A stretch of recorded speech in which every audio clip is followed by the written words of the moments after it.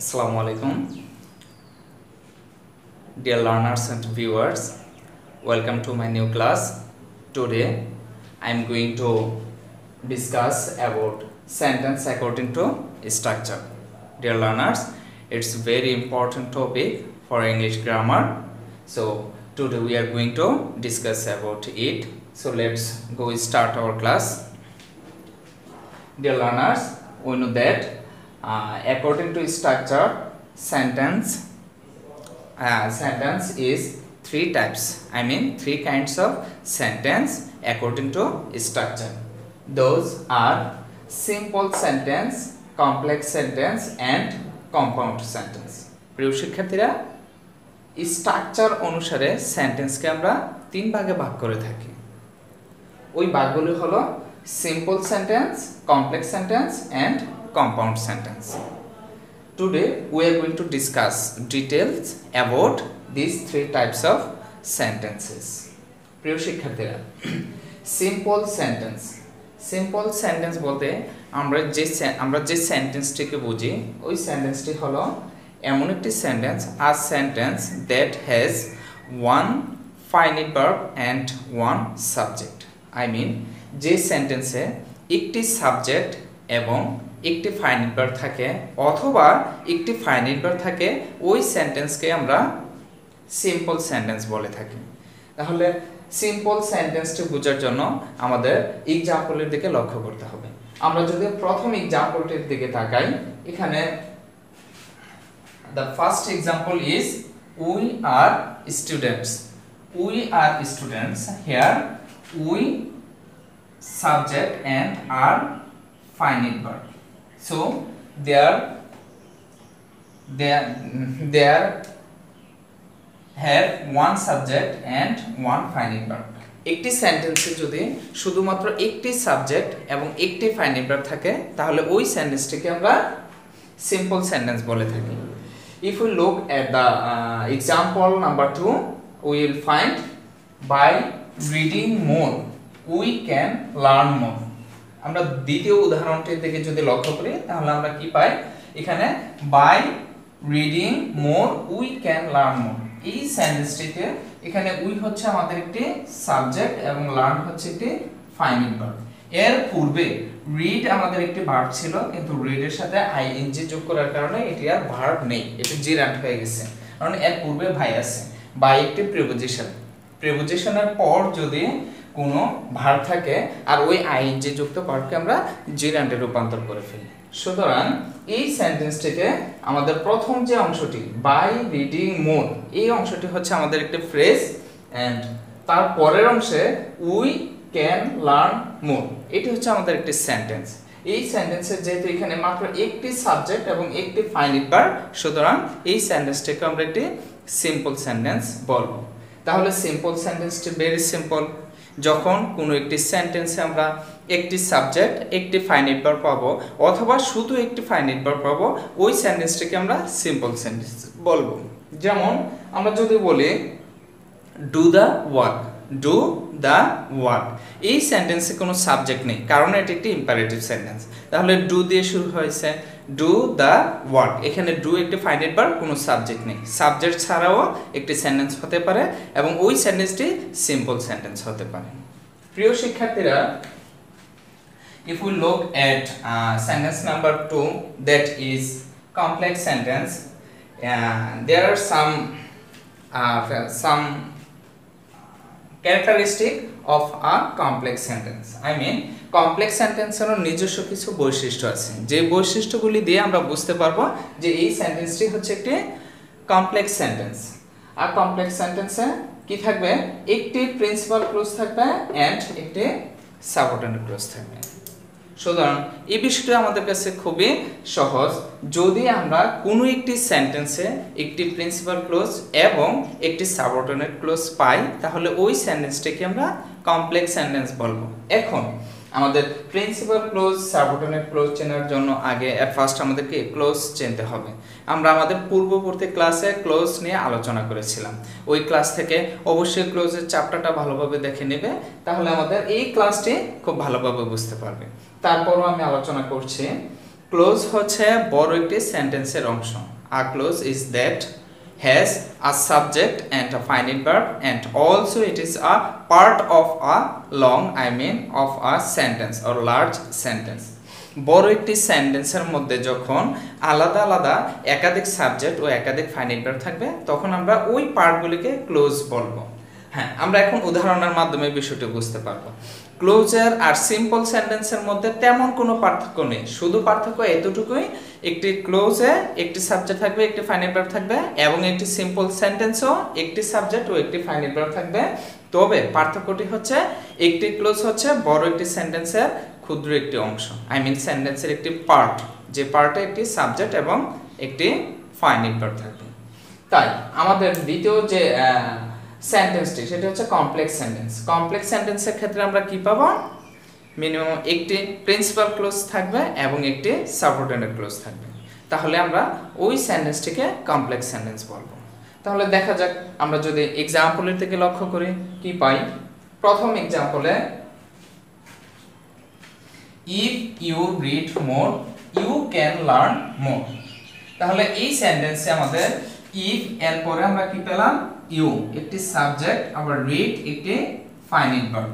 একইভাবে কমা এর পরে আবারও ইউ একটি সাবজেক্ট এবং লার্ন হচ্ছে আমাদের একটি ফাইনাইট ভার্ব। তাহলে আমরা এই সেন্টেন্সটিতে দুইটি সাবজেক্ট পেলাম এবং দুইটি ফাইনাইট ভার্ব পেলাম। একটি সাবজেক্ট এবং একটি ফাইনাইট ভার্ব যুক্ত অংশটিকে আমরা বলবো একটি ক্লোজ, আবারও দ্বিতীয় অংশে একটি সাবজেক্ট এবং একটি ফাইনাইট ভার্ব যুক্ত যে অংশটুকু, এই অংশটুকুকে আমরা বলবো আরেকটি ক্লোজ। এখন আমরা বলেছি কি একটি থাকবে প্রিন্সিপাল ক্লোজ, অপরটি হবে সাবঅর্ডিনেট ক্লোজ। তার মানে মিনিমাম দুইটি ক্লোজ থাকবে। দুইটি ক্লোজের মধ্যে one is principal clause and another one is subordinate clause. এই সাবঅর্ডিনেট এন্ড প্রিন্সিপাল ক্লোজ এই বিষয়গুলো আমরা আমাদের পূর্ববর্তী ক্লাসে আলোচনা করেছি। আমরা আশা করি ওই ক্লাসটি দেখলে ক্লোজ সম্পর্কে ভালো আইডিয়া হয়ে যাবে। তাহলে এখন আমরা কিভাবে আইডেন্টিফাই করব যে how we will find out which one is principal clause and which one is subordinate close?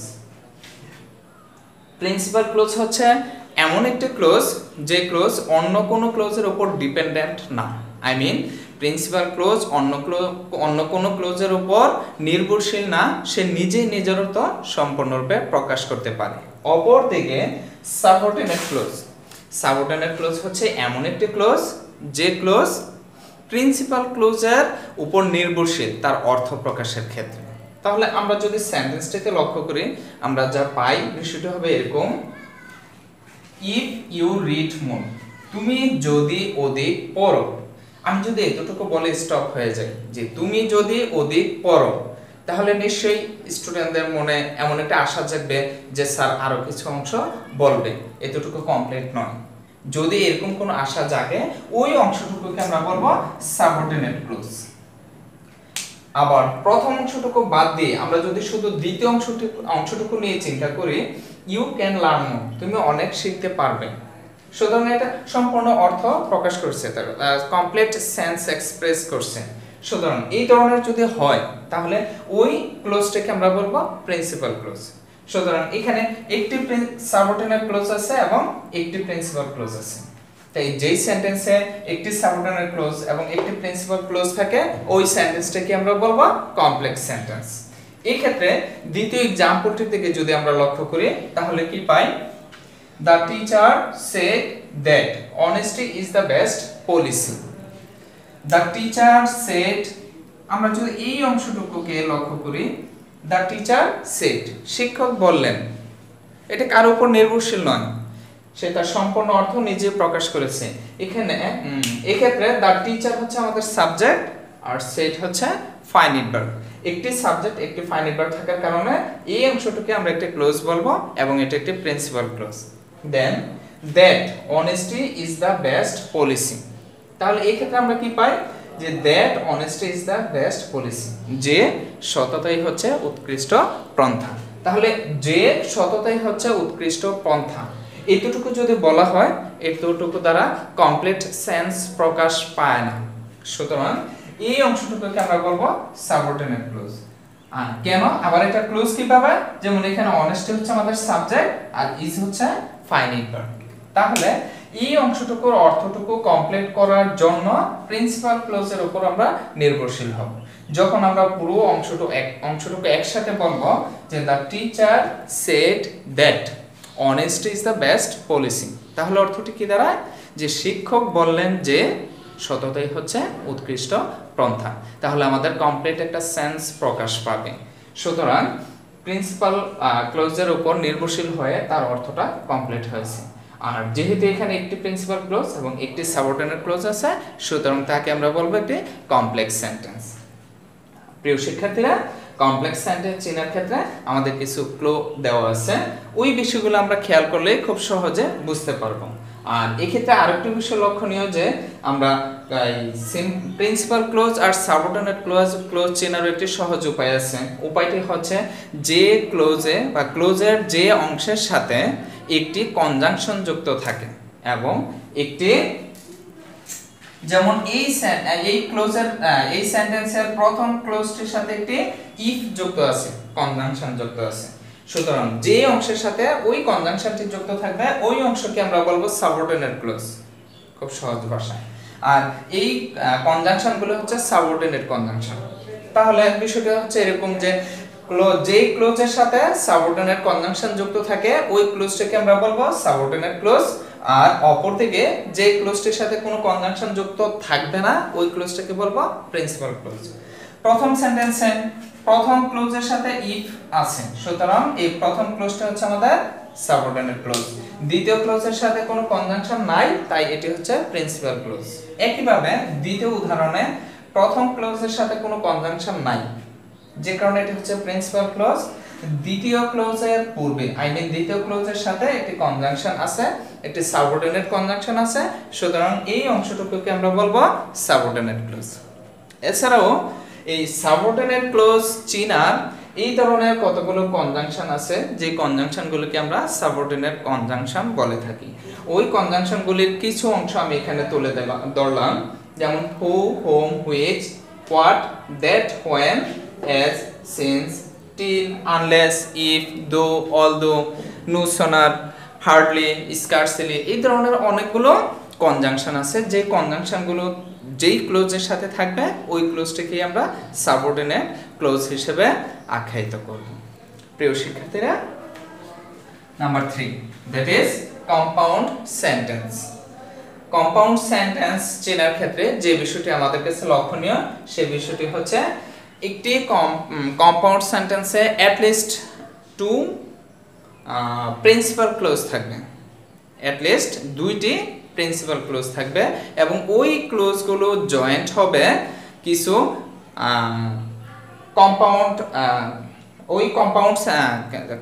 ওই ক্লজগুলো একত্রিত হবে বা ওই ক্লজগুলো সংযুক্ত হবে, জয়েন হবে কিছু কনজাংশন দিয়ে, কিছু কোরিলেটিভ কনজাংশন দিয়ে। আর ওই কনজাংশনগুলো হচ্ছে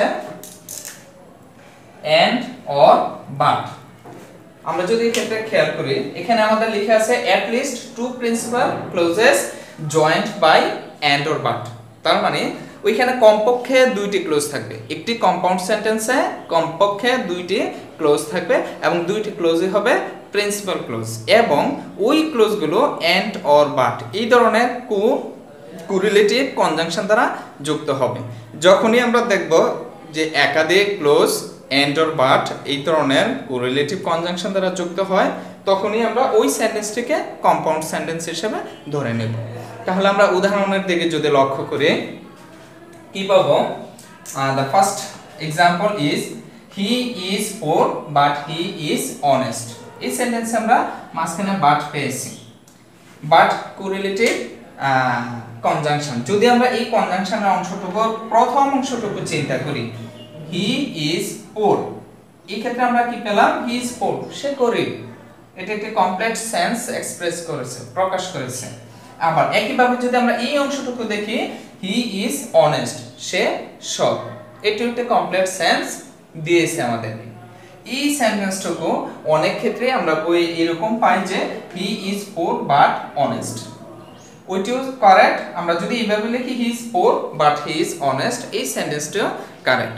কিন্তু কম্পাউন্ড সেন্টেন্স লেখার ক্ষেত্রে আমরা এইভাবে লিখব না, আমরা লিখব he is poor but honest। আমি এই অংশটুকু লিখেছি তোমাদের সহজে বোঝার জন্য। তবে কম্পাউন্ড সেন্টেন্সের ক্ষেত্রে যদি দুইটি সাবজেক্ট একই হয় দ্বিতীয় সাবজেক্টে লিখতে হয় না। একইভাবে দুইটি ভার্ব যদি একই হয় দ্বিতীয় ভার্বটিও লিখতে হয় না, যে কারণে বিষয়টি হবে এরকম, he is poor but honest. আমরা যদি দ্বিতীয় উদাহরণে লক্ষ্য করি, দ্বিতীয় উদাহরণটিতে আমরা কি পাবো, read more and you can learn more. তাহলে এই সেন্টেন্সে আমরা রিড মোর অধিক পড়ো এন্ড এবং ইউ ক্যান লার্ন মোর তুমি অনেক শিখতে পাবে। তার মানে আমাদের এই ক্লোজটি একটি প্রিন্সিপাল ক্লোজ এবং এই ক্লোজটি একটি প্রিন্সিপাল ক্লোজ, কারণ দুইটি ক্লোজে স্বাধীনভাবে তাদের অর্থ প্রকাশ করতে পেরেছে। একটি ক্লোজের উপর অপর ক্লোজ কোনো অংশে নির্ভরশীল নয়। এই ধরনের যদি দুটি principal clause and or verb দিয়ে যুক্ত হয় তখন আমরা তাদেরকে কম্পাউন্ড সেন্টেন্স হিসেবে ধরে নেব। প্রিয় শিক্ষার্থীরা, তাহলে আমরা আরো সহজভাবে যদি আমরা উপস্থাপন করতে চাই বিষয়টা হবে এরকম, আমরা যদি দেখি কোন সেন্টেন্স এন্ড অর বাট দিয়ে একাধিক ক্লোজ একসাথে যুক্ত হয়েছে তখন আমরা এটাকে বলবো কম্পাউন্ড সেন্টেন্স। আবার এই এন্ড অর বাট ছাড়া যদি অন্য কোনো conjunction I mean subordinate conjunction দিয়ে যদি কোনো একাধিক ক্লোজ একসাথে যুক্ত হয় এবং ওই ক্লোজগুলো দ্বারা যুক্ত সেন্টেন্সকে আমরা বলবো কমপ্লেক্স সেন্টেন্স, এবং এই সাবঅর্ডিনেট কনজাংশনগুলো যেই ক্লোজের সাথে যুক্ত থাকে ওই ক্লোজটাকে বলবো সাবঅর্ডিনেট ক্লোজ আর অপর ক্লোজটাকে বলবো প্রিন্সিপাল ক্লোজ। আর যদি শুধু একটি ক্লোজ দিয়ে একটি সেন্টেন্স তৈরি হয়, ওইখানে একাধিক ক্লোজ না থাকে, তখন ওই ক্লোজটাকে আমরা ক্লোজ বলতে পারবো না, ওইটা হয়ে যাবে আমাদের একটি সিম্পল সেন্টেন্স। কারণ আমরা পূর্বেই বলেছি আমাদের সিম্পল সেন্টেন্সও কি থাকবে, একটি সাবজেক্ট এবং একটি ফাইনাইট ভার্ব থাকবে। সুতরাং আমাদের সিম্পল সেন্টেন্স যদি আমরা বুঝি, কম্পাউন্ড সেন্টেন্স যদি বুঝতে পারি, তাহলে কমপ্লেক্সটা অটোমেটিকই আমাদের কাছে বোধগম্য হয়ে যাবে। সুতরাং প্রিয় শিক্ষার্থীরা, আই থিঙ্ক বিষয়টি তোমরা ভালোভাবে বুঝতে পেরেছো এবং আমরা আমাদের পরবর্তী ক্লাসে কিভাবে সিম্পল থেকে কমপ্লেক্স, কমপ্লেক্স থেকে কম্পাউন্ড অথবা কম্পাউন্ড থেকে সিম্পল করা যায় ওই নিয়মগুলো দেখব। আজ আমাদের এতটুকুই ছিল যে জাস্ট আমরা সিম্পল, কমপ্লেক্স, কম্পাউন্ড এই তিনটি সেন্টেন্স যদি আমরা বুঝতে পারি তাহলে আমাদের চেঞ্জ করাটা, চেঞ্জিং সেন্টেন্স আমাদের কাছে খুব সিম্পল হয়ে যাবে, খুব সহজে আমরা চেঞ্জ করতে পারবো। তাহলে আমি আবারও বলতেছি যে আমাদের সিম্পল সেন্টেন্সের বৈশিষ্ট্য হচ্ছে একটি সাবজেক্ট থাকবে, একটি ফাইনাইট ভার্ব থাকবে। কমপ্লেক্স সেন্টেন্সের বৈশিষ্ট্য হচ্ছে একটি প্রিন্সিপাল ক্লোজ থাকবে আর একটি সাবঅর্ডিনেট ক্লোজ থাকবে, এবং কম্পাউন্ড সেন্টেন্সের বৈশিষ্ট্য হচ্ছে একাধিক প্রিন্সিপাল ক্লোজ থাকবে এবং ওই ক্লোজগুলো এন্ড অর ভার্ব দ্বারা যুক্ত করা হবে। সুতরাং প্রিয় শিক্ষার্থীরা, তোমরা এই বিষয়টি ভালোভাবে বুঝে নেবে, ভালোভাবে পড়ে নেবে, তাহলে আমাদের চেঞ্জিং সেন্টেন্স করার ক্ষেত্রে অনেকটাই সহজ হয়ে যাবে। আমরা আশা করি খুব ভালোভাবে চেঞ্জিং সেন্টেন্সটি কমপ্লিট করতে পারবো। আজ এতটুকুই, ধন্যবাদ সবাইকে, আসসালামু আলাইকুম।